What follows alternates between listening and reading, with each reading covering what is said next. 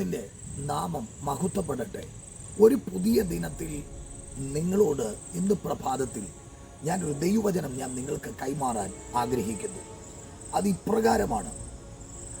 മോശ ജനത്തോട് പറയുന്ന ഒരു വാക്യമാണ്.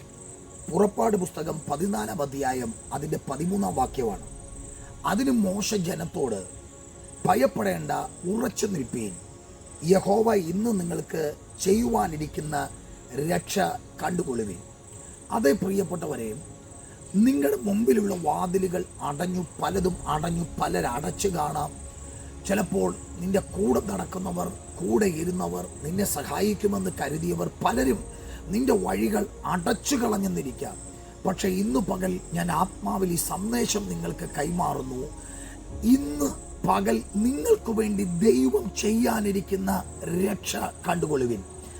അത് എപ്രകാരം? മാനുഷികമായ ഒരു തലത്തിലായിരിക്കില്ല ചിലപ്പോൾ നിനക്ക് വിടുതൽ നടക്കുന്നത്. ചിലപ്പോൾ നീ ആഗ്രഹിക്കുന്ന തലത്തിലൂടെ ആയിരിക്കില്ല ചിലപ്പോൾ നിനക്ക് വിടുതൽ നടക്കുന്നത്. നീ ചിന്തിക്കാത്ത ചില വഴികളിലൂടെ എൻ്റെ ദൈവം ഇന്നു പകൽ നിങ്ങൾക്ക് വേണ്ടി അത്ഭുതത്തെ പ്രവർത്തിക്കും. വിശ്വസിച്ചാൽ എന്നാ നീ ദൈവത്തിൻ്റെ മഹത്വം കാണും. ഒരു കാര്യം ഞാൻ പറയാം, മഴ കാണത്തില്ല എന്ന് ചിന്തിക്കുമ്പോൾ പ്രവാചകൻ പറയാം, മഴ പെയ്തിരിക്കും. ഏതൊക്കെ മേഖലകളിൽ അസാധ്യമെന്ന് നിങ്ങൾ പറയുന്നുവോ, അസാധ്യതകളുടെ നടുവിൽ വഴി തുറക്കുന്നവനാണ് നമ്മുടെ യേശു കർത്താവ്.